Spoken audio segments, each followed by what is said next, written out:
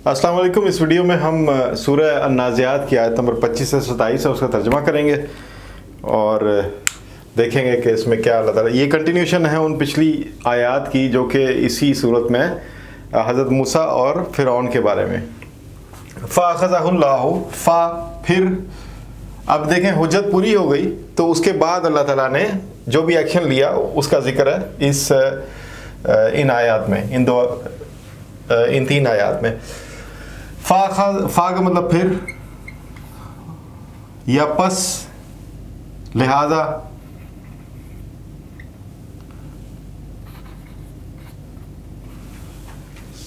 अखज़ा, अखज़ा उसने पकड़ लिया। उसने किसने?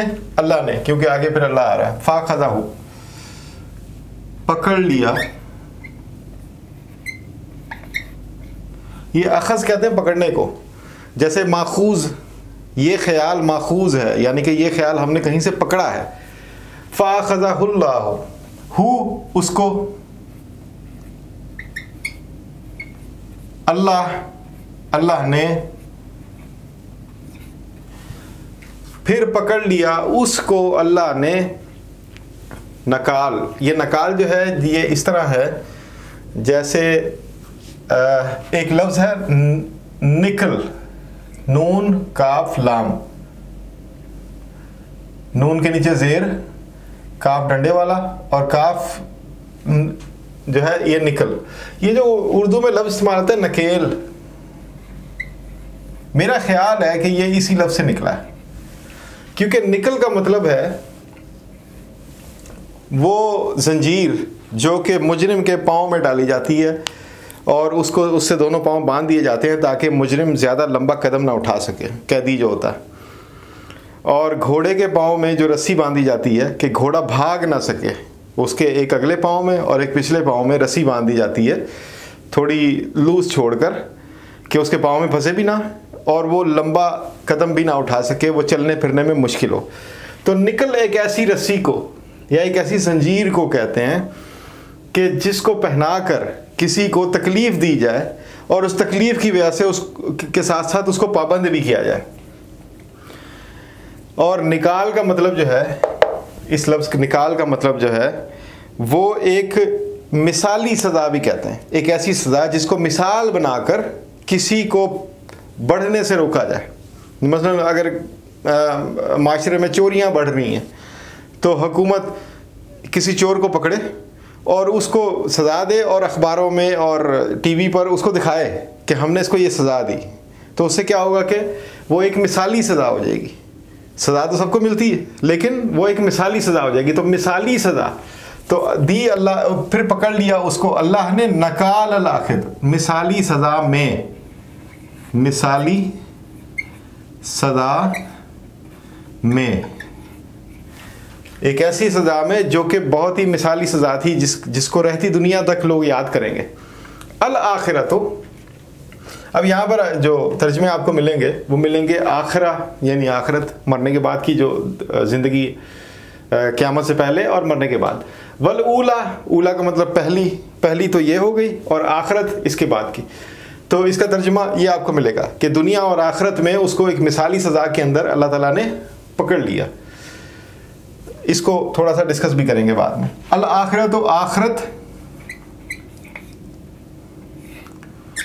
में, वाह और ऊला पहली वाली में, पहली वाली में, यानी पहली वाली मतलब इस दुनिया में और आखिरत में उसको अल्लाह ने पकड़ लिया। इसको हम गौर करेंगे क्योंकि जब फ़िरौन को सज़ा मिली तो हमें तो यही पता चलता कि जी वो बड़ी ताकत में था, बहुत जोश में था, पीछे भाग रहा था और अल्लाह ताला ने उसको डुबो दिया समंदर में। हमें तो इतना ही पता चलता कि वो he was still a king, कि आखिरी लम्हे तक वो एक किंग था और उसके पीछे एक फ़ौज थी जो उसको फॉलो करती थी, उसकी ताबेदार थी। तो ये दुनिया वाली सज़ा कब उसे मिली, ये सोचने वाली बात है। इस पर गौर करेंगे, कोशिश करेंगे। इन्ना, बेशक,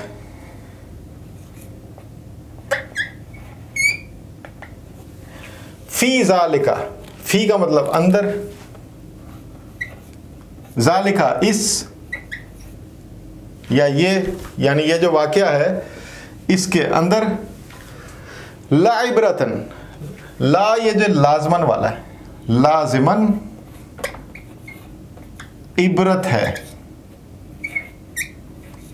अब ये इबरत जो है वो एक ऐसे वाक़े को कहते हैं जो सुनने वाले के ऊपर मत गुजरा हो, लेकिन उसको सुनकर सुनने वाले के आंसू निकल आए, या सुनने वाला जो है वो नरम पड़ जाए। इबरत एक ऐसे वाक़े को कहते हैं। बेशक अंदर इसके लाजिमन इबरत है, लिमन, ली का मतलब वास्ते, मन का मतलब कौन, या वो, या वही, वास्ते उसी के, यानी ऐसे बंदे के वास्ते इसमें इबरत है। यख्शा, या का मतलब ता है, ती है, और खशिया, खशिया का मतलब खशियत, जिसके अंदर खशियत है, वास्ते उसके जो खशियत रखता है। ये रखता है उर्दू में मजबूरी है, अरबी में ये चीज़ें नहीं होती, ये साहब के लाके लगाना ताकि जुमला मुकम्मल करने के लिए। अरबी बड़ी प्रिसाइज और बहुत ही गहरी ज़ुबान है। लिमई यख्शा, और हर उस बंदे के वास्ते, और उसी हर उस बंदे के वास्ते इसमें इबरत है जो कि खशियत रखता है। खशियत कहते हैं, खशियत का मतलब है ऐसे हिलना, जैसे हवा चलती है तो पत्ते जैसे हिलते हैं, तो वो खशियत। कांपना, घबराना और हिचकिचाना, उसको भी खशियत कहते हैं। किसी से वो रखना, झिझकना, तो ये झिझकना जो है ना, ये खशियत, अपने रब से खशियत रखने वाले, यानी कि अपने रब से झिझकने वाले, ये सोचने वाले कि अगर मैंने ये किया तो फिर अल्लाह को कैसे फेस करूँगा, तो ये झिझक है उसके अंदर, तो उस झिझक को खशियत कहते हैं। ये नहीं कि आप अल्लाह के सामने फटफड़ाते रहें, कांपते रहें, अल्लाह को खुद नहीं पसंद आएगा, क्योंकि उसकी मखलूक ठीक है, उससे छोटी है, उसकी मोहताज है, और उसके ऊपर चल रही है सारा सिस्टम मखलूक का, अल्लाह के मोहताजी में चल रहा है। लेकिन अल्लाह ये कहाँ पसंद करेगा कि हर वक्त बंदा उसके आगे कांपता रहे, ऐसी मखलूक थोड़ी बनाई है। मतलब ये कि वो मखलूक उससे झिझके, उससे हिजाब रखे गलत बातों में। अंतुम, ये सवाल वाला है, क्या अंतुम, अंता एक को कहते हैं तू, और मीम लग गया तो जमा हो गया, तो अंतुम, क्या तुम लोग। अशद्दु, अशद्दु ज्यादा, शदीद, क्या तुम लोग ज्यादा शदीद खलकन, मखलूक हो, क्या तुम लोग ज्यादा शदीद मखलूक हो। अम, ये अम का मतलब क्या, ये जो आइदर और होता है ना, ये और अम उसकी जगह पे आता है, या फिर, बल्कि इसको या फिर कहना चाहिए। अम का मतलब या फिर, आइदर और वाली जगह, ये वाला ये एक्सप्रेशन है, या फिर। अस्समा, आसमान, ये असमावात नहीं है, अस्समा है, आसमान।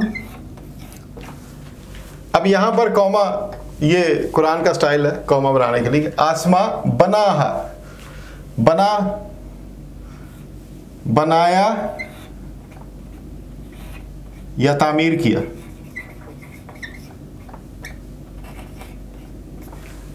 ये बना जो है अरबी में तामीर करने को कहते हैं।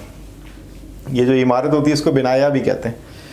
तो बनाया या तामीर किया हा उसको। हु जो है वो मुज़क्कर है, हा का मतलब मुअन्नस है। ठीक है, अब इसका मतलब ये यहाँ से ये भी पता चल गया कि समा जो है वो मुअन्नस में इस्तेमाल होता है, हालांकि मुज़क्कर मुअन्नस नहीं है, लेकिन इसके लिए जैसे कुर्सी उर्दू में होती है, अरबी में होता है कुर्सी, तो कुर्सी के लिए हु इस्तेमाल होता है। तो इसी तरह किताब है, किताब होती है उर्दू में, लेकिन अरबी में जो इसका एक्सप्रेशन है वो हुआ का है, यानी मुज़क्कर वाला। अब यहाँ पर एक जो बात है, अशद्दु खल्कन, क्या तुम ज़्यादा शदीद मखलूक हो। शदीद का मतलब यहाँ पर ये है, शदीद का मतलब ये है कि जिसको बनाने में ज़्यादा रिसोर्सेज इस्तेमाल हो। रिसोर्सेज फॉर क्रिएशन, ये खल्क का है ना। तो क्या तुम्हें बनाने के लिए हमने ज़्यादा रिसोर्सेज इस्तेमाल की या फिर आसमान को बनाने के लिए ज़्यादा रिसोर्सेज इस्तेमाल की। अब यहाँ पर ज़रा गौर कर लें आप कि आसमान हमें ऐसे ही लगता है कि एक छत है और जी इस पे कोई ऐसे, लेकिन आप ज़रा गौर करें कि हमारे जो अंबिया का जिक्र मिलता है मेराज में, वो अंबिया आसमानों में रहते हैं कि फ़लाँ नबी का मुकाम फ़लाना आसमान है, फ़लाँ नबी का मुकाम। तो वो अकेले तो नहीं रह रहे ना, वहाँ पे पूरी मखलूक है, फ़रिश्तों की एक पूरी किस्म है वहाँ पे मौजूद है, वहाँ शहरों के शहर आबाद हैं। तो आसमानों पे आबादी, ये इस पे जितना आप गौर करेंगे, हर आसमान एक आलम है, एक दुनिया है, एक जहान है हर आसमान। इसको अल्लामा इकबाल ने अपने इस शेर में इस तरह फरमाया है, शायद के ज़मी है ये किसी और जहां की, शायद के ज़मी है ये किसी और जहां की, तू जिसको समझता है फलक अपने जहां का। कि हम जिसको आसमान समझ रहे हैं इसके ऊपर भी एक जहान आबाद है। तो वो हम सिर्फ आसमान एक छत नहीं है जो अल्लाह ने डाल दी हमारे सर पे। आसमान जो है वो एक अलग जहान है जो कि हमें यहाँ से नज़र नहीं आ रहा है। तो उसको बनाना बहुत ही ज़्यादा रिसोर्सेज वाला काम है और तुम्हें बनाना इतना रिसोर्सेज वाला काम नहीं है, ये अल्लाह ताला फरमा रहे हैं। तो अब इस पे आप गौर कीजिए, यहाँ पे नकाल का लफ्ज़ बहुत गौरतलब है। और ये देख लें कि पकड़ लिया, एक लेवल आता है कि अल्लाह ताला पकड़ लेता है, उससे पहले नहीं पकड़ता, हालांकि बंदा तो पहले भी गुनाहगार था। और यहाँ पर आखिरत में, और ये जो हमने ऊला वाली बात थी उसमें यह था कि फ़िरौन अचानक से डूबा नहीं है, उससे पहले उसको मुसलसल नाकामियाँ नज़र आ रही थी। मिसाल के तौर पे वो बच्चा जिसको पाल पोस के उसने बड़ा किया अपनी आँखों के सामने अपने घर में, हज़रत मूसा, उस बच्चे ने खड़े होकर उसके सामने तौहीद बयान कर दी। और उसका जो एक सियासी सेटअप था, उसका जो माशरती सेटअप था, उसकी जो बादशाही थी, उस पर ज़रब लग गई डायरेक्ट। अब वो उसको मार भी नहीं सकता था कि मारेगा तो सारी दुनिया में मशहूर हो जाएगा कि जी ये फ़िरौन ने अपना बेटा मार दिया सिर्फ अपने इक़्तिदार को मजबूत करने के लिए। तो अब वो एक दोहरी चक्की में पिस गया था। एक तरफ उसकी अना थी, एक फ़िरौनियत थी उसकी, दूसरी तरफ उसकी वो शर्म थी कि वो अपने बेटे को नहीं कत्ल कर सकता था कि इसको कैसे मैं कत्ल कर दूं, वो रहती दुनिया तक मेरा नाम हो जाएगा कि ये तो बेटा कत्ल कर देता है अपनी बादशाहत के लिए। तो ये एक शर्म भी थी और एक वो उसमें बेसिकली वो मरने से पहले वो हो गया था, मजबूर हो गया था और वो अपनी मजबूरी को ख़त्म करने के लिए उसने सोचा कि मैं किसी तरह इसको दबा दूं, लेकिन वो दबाने में कामयाब नहीं हो रहा था। तो ये जो उसकी खिफ़त, जो उसकी ज़ाहिर में ताकतवर लेकिन बातिन में कमज़ोर, ये भी उसके लिए एक तकलीफ़ की चीज़ थी मरने से पहले। और मरने के बाद तो उसको अल्लाह ताला ने मिसाली सज़ा दे ही दी। इबरत, खशियत, अशद्दु खल्क और समा बनाहा, इस पे आप गौर करें। बाकी इंशाल्लाह अगली वीडियो में हम अगली आयत को देखेंगे। ये मामला, ये जो वाक़या है ये इसमें ख़त्म हो जाता है। अस्सलाम वालेकुम।